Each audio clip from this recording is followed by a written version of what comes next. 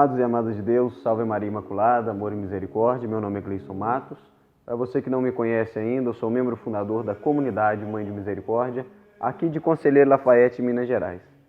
Sejam todos muito bem-vindos ao canal da comunidade Mãe de Misericórdia. Se você ainda não é inscrito no canal, deixe aí a sua inscrição, acione o sininho para você estar recebendo as notificações com os próximos vídeos. No final do vídeo, deixe os seus comentários, aquilo que você achou a respeito do assunto. E também, se você gostou, não deixe de deixar aí também o like para dar mais relevância ao canal e para a gente ter um acesso ao maior número de pessoas. O tema aqui do vídeo de hoje é a respeito da confissão. Muitas pessoas ficam perguntando, será que eu realmente preciso me confessar com o sacerdote? Será que eu não posso me confessar diretamente a Deus? E aí esse pensamento é um pensamento protestante, né, que se infiltrou na mente de muitas pessoas que se dizem católicas. E as pessoas começam a justificar esse pensamento através de algumas coisas, como por exemplo, mas o padre também é tão pecador quanto eu, por que eu vou me confessar com o padre? Né? Os meus pecados, Deus já sabe dos meus pecados, eu não preciso falar para o padre. Deus tem o poder de perdoar os pecados, o padre é um homem igual um homem qualquer. Né? Então essas são as justificativas que a gente vê. Na verdade, por trás dessas justificativas, nós sabemos que existe ali uma vergonha de confessar os seus pecados, às vezes uma soberba de não se humilhar, né, e dizer que você é pecador.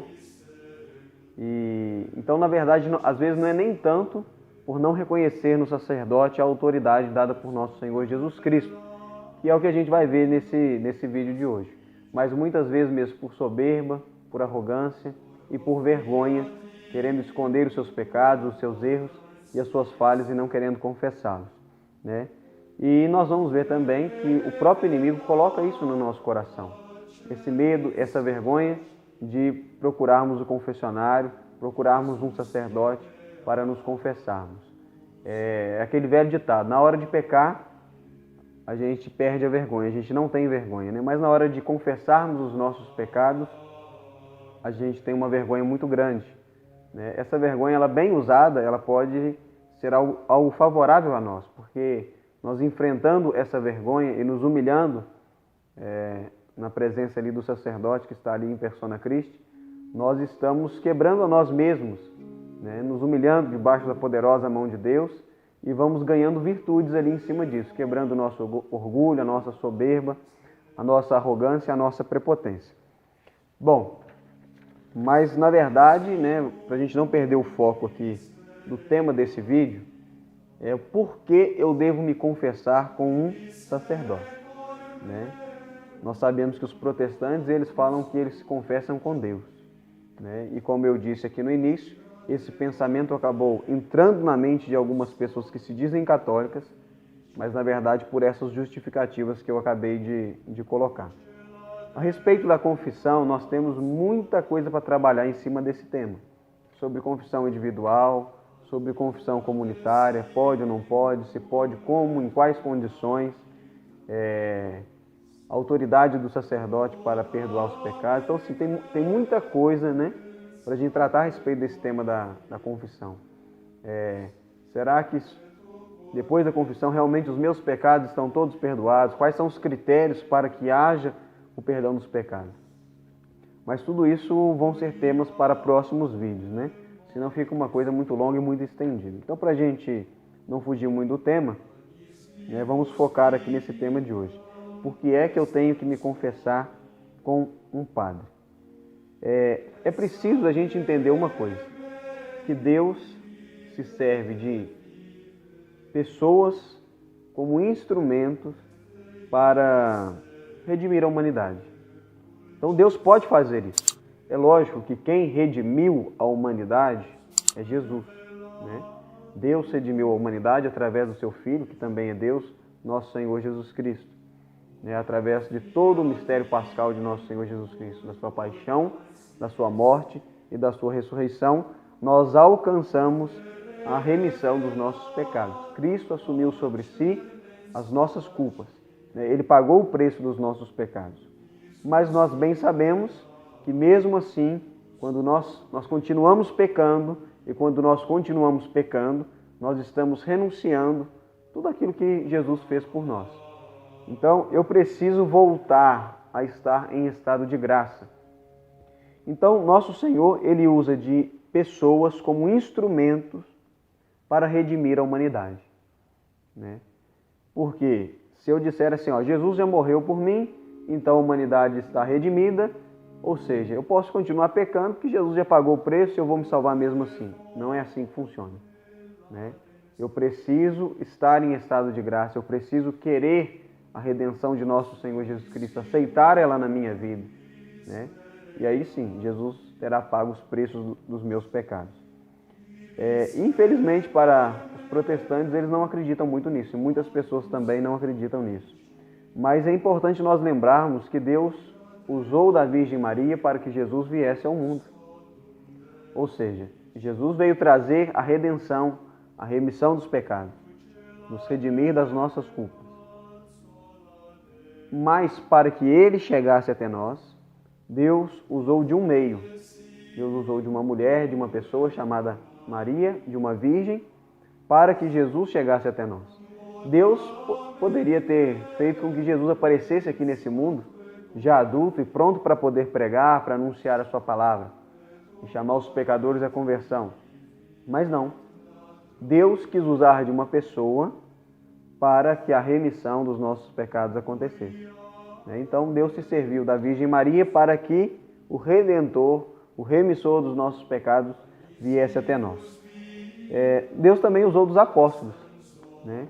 A mensagem de Jesus pregou, Jesus ensinou os seus apóstolos, mas ele não permaneceu aqui neste mundo.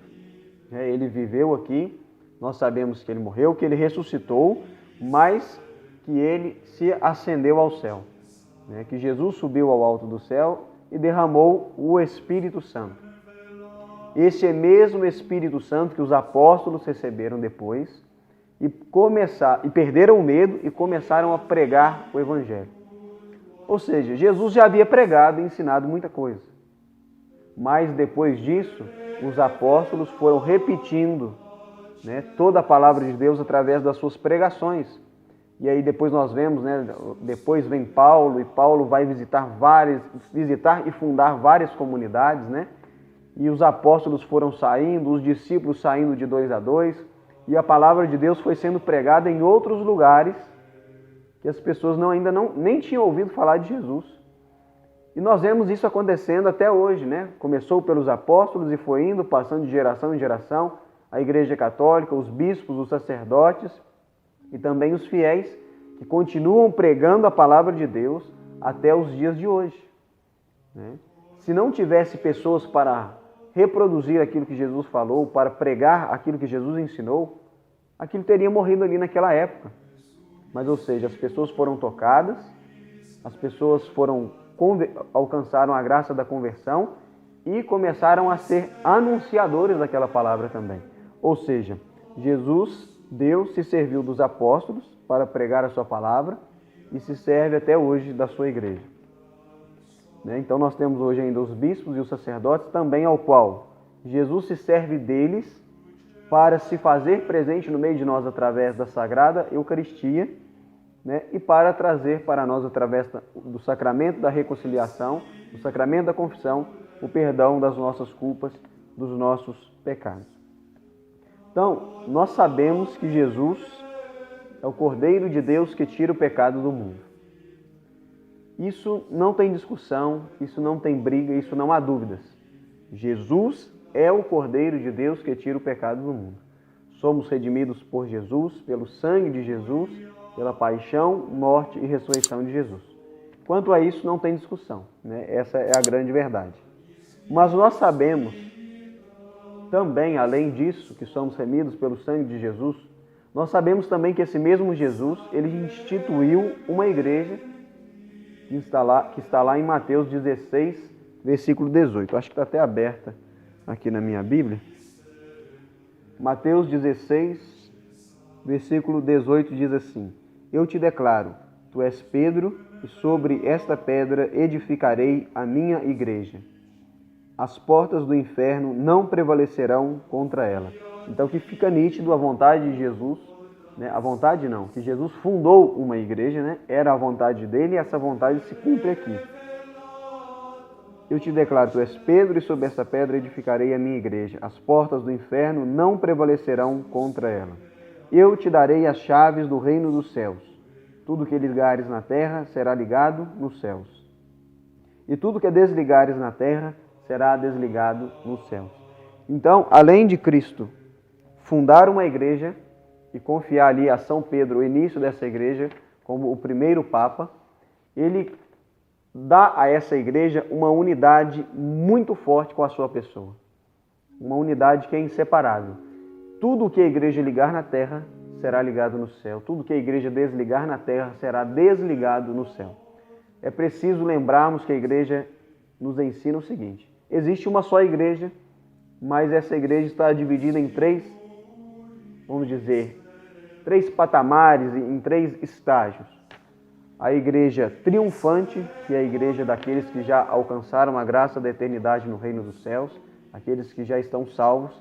A igreja padecente, que são aqueles que estão no purgatório, que estão salvos, que vão para o céu, mas porém estão ali se purificando para entrar de forma perfeita no céu. Isso também é tema para um outro vídeo. E nós temos a igreja militante, que somos nós que estamos aqui nesse mundo ainda, caminhando, né, procurando, desejando chegar ao céu, a nossa meta, né, a nossa pátria. Então, esse Jesus, ele instituiu uma igreja, como nós acabamos de ver, e deu uma autoridade a essa igreja. Então, Cristo age através da igreja, né?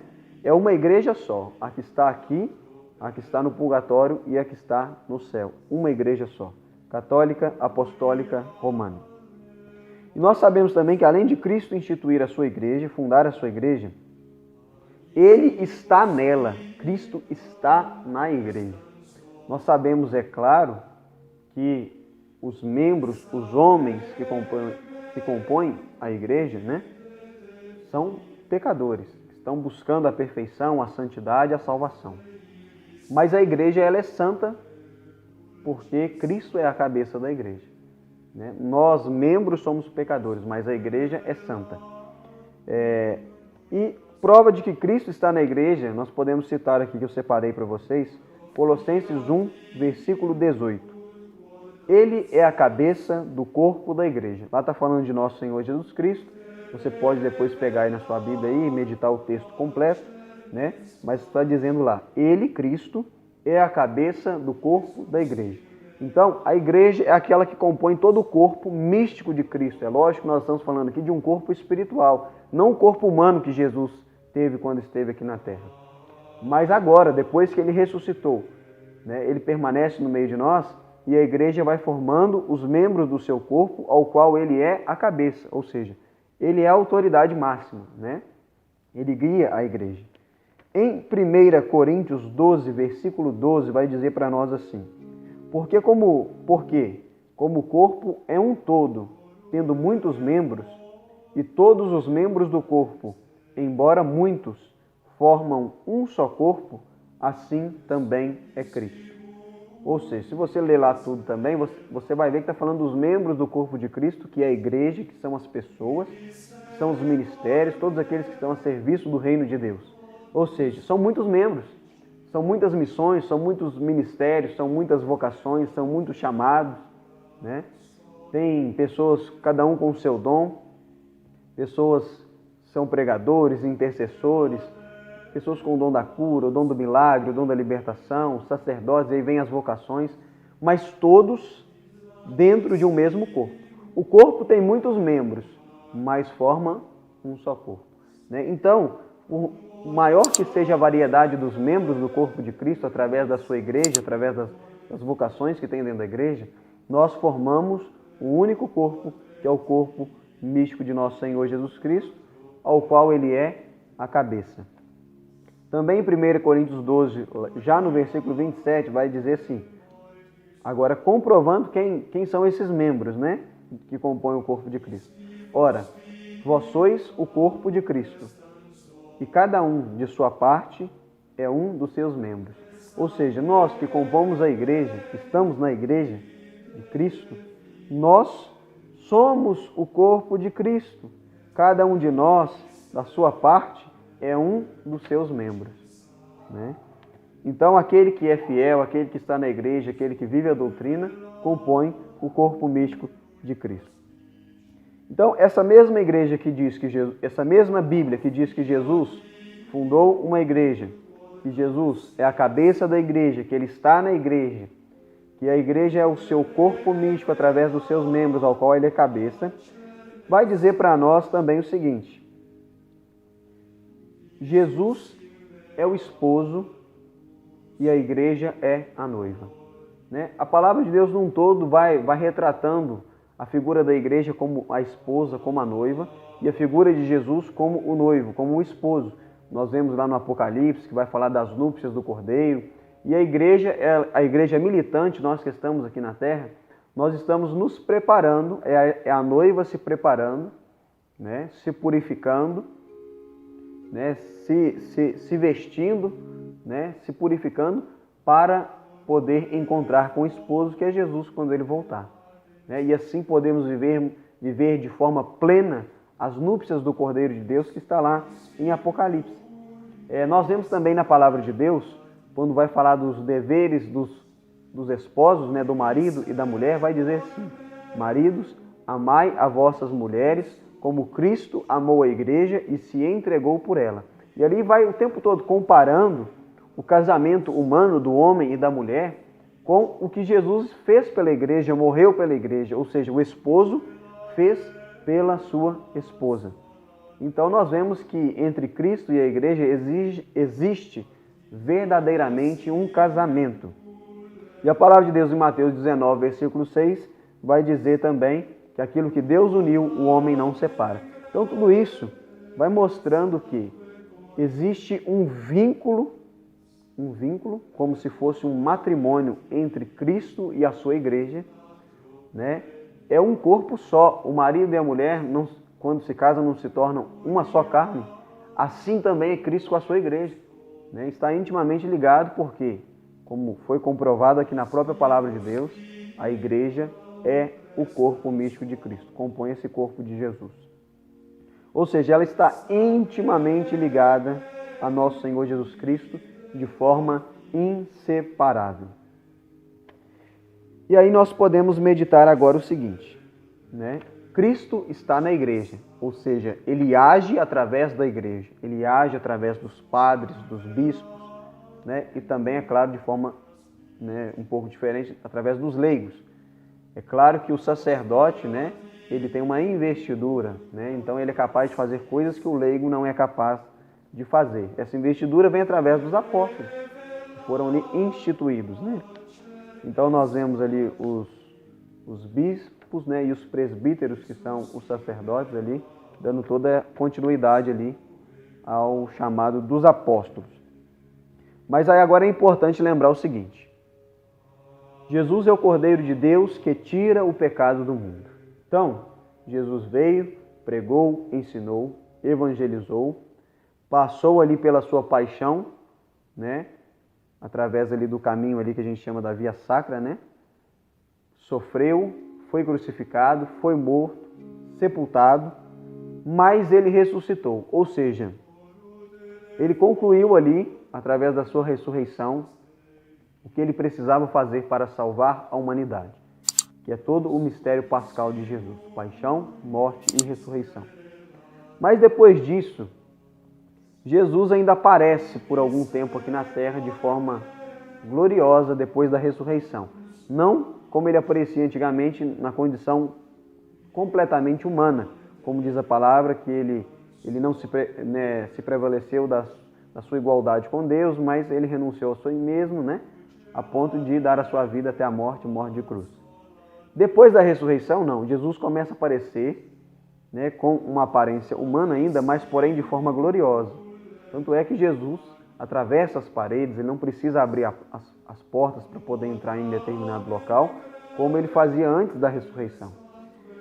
E aí nós precisamos entender uma coisa: depois que Jesus concluiu a nossa redenção, através do mistério pascal, na sua primeira aparição, ele fez uma coisa: ele deu uma ordem para os apóstolos. É o que nós vamos ver agora. Eu vou até abrir aqui na palavra de Deus. Vai estar em João, capítulo 20. Deixa eu achar aqui. Se você tiver com a Bíblia aí, você pode estar acompanhando, confirmando aí na sua Bíblia. João, capítulo 20. Vamos começar a ler a partir do versículo 18. Se você não está com a Bíblia aí, vai anotando para depois você estar verificando esses textos, estar meditando, estar estudando, né? Isso é muito importante.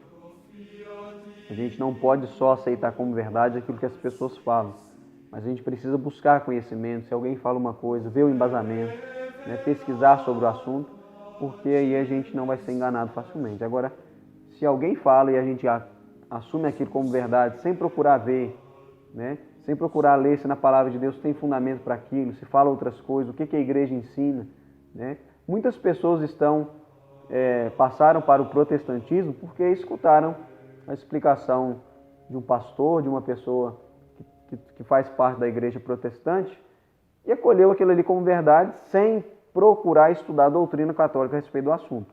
E a gente sabe que muitas coisas que são ensinadas lá sobre a igreja católica são inverdades, né? Coisas que a igreja nunca ensinou e nunca induziu ninguém a fazer aquilo.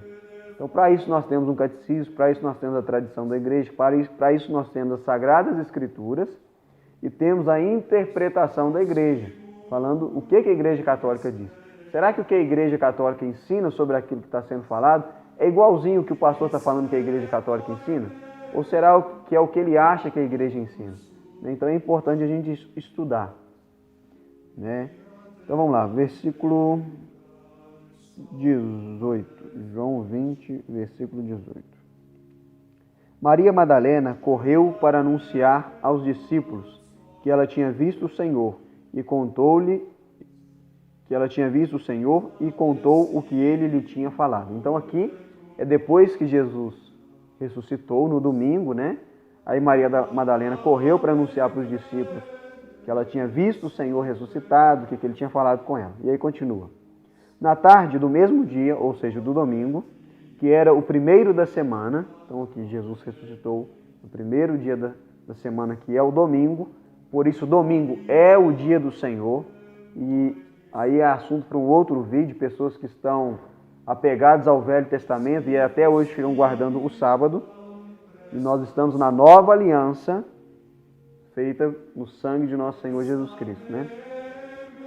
Os discípulos tinham fechado as portas do lugar onde se achavam por medo dos judeus. Então as portas estavam fechadas, eles estavam com medo. Isso no domingo.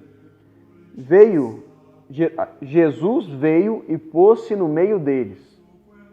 Disse-lhes ele: a paz esteja convosco. Dito isso, mostrou-lhes as mãos e o lado. Os discípulos alegraram-se ao ver o Senhor. Disse-lhes outra vez: a paz esteja convosco. Como o Pai me enviou, assim também eu vos envio a vós. Meus irmãos, olha para você ver. Depois que Jesus morreu e ressuscitou, essa é a primeira aparição dele. Ele aparece no meio deles, ele aparece ali sem abrir as portas, ele deseja a paz, né? E agora ele envia. Assim como o Pai me enviou, eu vos envio a vós. É uma instituição, é um envio do próprio Jesus. E depois que Jesus envia, ele vai dar uma ordem, né? Agora escute bem, né? Depois dessas palavras, soprou sobre eles, dizendo-lhes: recebei o Espírito Santo. E continua: aqueles a quem perdoardes os pecados, lhes serão perdoados. Aqueles a quem os retiverdes, lhes serão retidos. Palavras do Senhor, graças a Deus. Meus irmãos, presta atenção. Jesus tinha acabado de nos redimir dos nossos pecados. Ele tinha acabado de fazer isso. Isso ele fez na sexta-feira, né? No domingo isso se conclui ali, porque ele vence a morte através da sua ressurreição. Ou seja, ele pagou os preços dos nossos pecados. Mas, como eu disse, a humanidade ainda persiste no pecado. E aí o que ele faz na primeira aparição dele, ainda no domingo, ele aparece, ele envia, ele institui os apóstolos, né, sacerdotes, ele sopra sobre eles o Espírito Santo, né, a igreja é cheia do Espírito Santo. E aí, a primeira ordem que ele dá é essa daqui, vamos ler de novo, né? Vamos ler de novo. Aqueles a quem perdoardes os pecados, lhes serão perdoados. Aqueles a quem os retiverdes, lhes serão retidos. Então, esse pensamento de Jesus morreu, pagou os preços dos meus pecados e está tudo quite? Não. Ele fez, acabou de fazer isso, apareceu e pediu e ordenou aos apóstolos, depois de receber o Espírito Santo, depois de serem enviados por ele, para perdoar os pecados das pessoas. Ou seja, ele quer usar dos apóstolos e dos seus sucessores hoje, que são os bispos e os presbíteros, os nossos sacerdotes, né, para perdoar os nossos pecados. E ele fala com autoridade na primeira aparição dele. Aqueles a quem vocês perdoarem os pecados, eles serão perdoados. Aqueles a quem vocês retiverem os pecados, eles serão retidos. É aquilo que a gente leu lá quando Jesus confiou a igreja a São Pedro. Tudo que ligares na terra será ligado no céu. Tudo que desligares na terra será desligado no céu. Ou seja, Cristo está na igreja e age através da igreja, e aquilo que ele nos deu através da sua paixão, morte e ressurreição, ele continua distribuindo para nós através da sua igreja, através dos seus enviados, que são administradores dos sacramentos. Os sacramentos, todos eles estão ligados à paixão de Jesus, todos eles. E aí, Jesus dá essa ordem para que a igreja vá distribuindo, através dos sacramentos, esse mistério da paixão, morte e ressurreição de Jesus. As graças que vêm através da paixão, morte e ressurreição de Jesus, que são administradas pela Igreja Católica Apostólica Romana, por aqueles que foram ordenados, instituídos. Então é maravilhoso. Cristo está na igreja. Cristo está na igreja. E quando a igreja faz essas coisas, não faz em nome do sacerdote, em nome dos homens e das mulheres que compõem a igreja, mas do Cristo que é a cabeça da igreja, né? Então vamos lá. Deixa eu ver aqui agora, isso aqui eu já falei. Então tem uma frase que diz o seguinte: sem Cristo, a igreja não pode perdoar. Olha para você ver. Sem Cristo, a igreja não poderia fazer isso, perdoar o pecado de ninguém. Então, sem Cristo, a igreja nada pode perdoar. E nada quer Cristo perdoar sem a igreja. A igreja não pode perdoar sem o Cristo. Ok. Cristo poderia perdoar sem a igreja, claro, ele é Deus. Mas a frase diz que Cristo nada quer perdoar sem a igreja. Ele escolheu, ele instituiu a igreja, ele quis a igreja. Esse negócio que a igreja é invenção de homens, né? Cristo não queria uma igreja, mas acabou sendo... Isso é mentira, Jesus instituiu a igreja. Jesus quis a igreja e se faz presente através dela. Tanto é que na conversão de Saulo, né? Saulo fazia o quê? Perseguia os cristãos acreditando estar servindo a Deus. Ele perseguia os cristãos. Quando ele começa o processo de conversão, que ele escuta uma voz dizendo: Saulo, Saulo, por que me persegues? Aí vem a pergunta: Saulo perseguia quem? Os cristãos. E Jesus está falando: por que me persegues? Exatamente porque ele está nos cristãos, porque os cristãos são membros do corpo místico de Cristo. Ou seja, Cristo está na igreja, não há dúvidas disso, né? Então, olha, se nós analisarmos a fórmula da absolvição, nós vamos ver bem claro. Olha, quando você confessa com o sacerdote, na hora que ele vai te dar a absolvição, você já prestou atenção nas palavras que ele fala? Eu vou ler aqui agora para vocês. Deus, Pai de misericórdia, que pela morte e ressurreição de seu Filho, olha para você ver, o padre está lembrando a Deus, olha, ele está se dirigindo a Deus, não é nada em nome dele. Deus, Pai de misericórdia, que pela morte e ressurreição do seu Filho, reconciliou o mundo consigo e enviou o Espírito Santo para a remissão dos pecados. É o que está na Bíblia. Jesus soprou sobre eles e disse, recebei o Espírito Santo, e depois disse, a quem perdoardes os pecados, eles serão perdoados. Quem o retiveres, eles serão retidos. É o que está na palavra. A igreja faz aquilo que está na palavra. E enviou o Espírito Santo para a remissão dos pecados. Te conceda pelo ministério da igreja. Olha para você ver. Deus, pela morte e ressurreição do seu Filho, que reconciliou o mundo consigo e enviou o Espírito Santo para a remissão dos pecados, te conceda pelo ministério da igreja. Deus concedendo pelo ministério da igreja aquilo que Jesus fez por nós. É Deus que concede pelo ministério da igreja. É claro, é nítido. Te conceda pelo ministério da igreja. Ministério é o quê? É a administração do sacramento, né, da graça de Deus. Te conceda pelo ministério da igreja o perdão e a paz. Eu te absolvo dos teus pecados. Ele, o Padre, ordenado, instituído, como os apóstolos foram naquele momento. Eu te absolvo dos teus pecados. Em nome do Pai, em nome do Filho e em nome do Espírito Santo. E nós respondemos amém. Aqui acontece aquilo que nós falamos, que a igreja nos ensina, né? In persona Christi. Ou seja, ali não é a pessoa do Padre. Ele está ali in persona Christi. Na pessoa do Cristo, não dele. Então, meus irmãos, é uma maravilha. É uma graça muito grande essa que nós recebemos. Então, por isso, nós precisamos nos confessar. Porque o Padre, o sacerdote, ele é ordenado. Ele é um sucessor dos apóstolos. Nós precisamos reconhecer que nós necessitamos dessa graça. Mas e os pecados do padre? O padre, eu estou sabendo que ele fez isso, ele faz aquilo, ele faz assado. Ele não tem sido um bom sacerdote, ele não tem sido fiel. Olha, quem vai nos julgar é a própria palavra de Deus, é o próprio nosso Senhor Jesus Cristo, o Verbo encarnado, quando ele voltar. Ele sim conhece os nossos corações, sabe quem é joio e quem é trigo dentro da igreja. Nós sabemos que o joio e o trigo estão ali.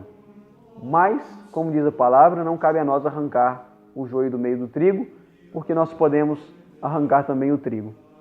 Mas o próprio Jesus, no final dos tempos, enviará os anjos e vai separar o joio do trigo de forma perfeita.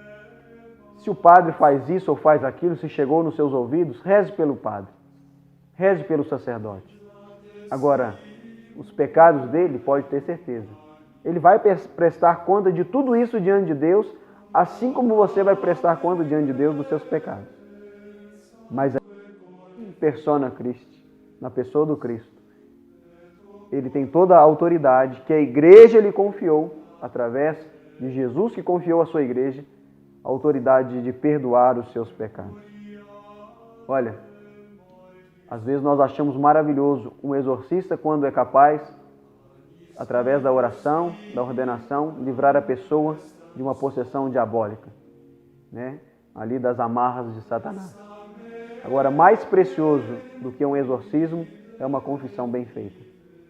Mais precioso do que um exorcismo. Porque a pessoa exorcizada, ela ainda corre o risco de viver uma vida de pecado e de não se salvar. Mas a pessoa que se confessa bem, se ela morre em estado de graça. Então, o sacramento da reconciliação, da confissão, né, nós devemos procurá-lo sempre que necessário. Sempre que necessário.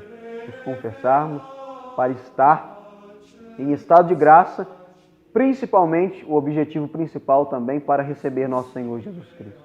No véu do sacramento, que também é um assunto para um próximo vídeo. Então eu espero que tenha esclarecido a sua dúvida.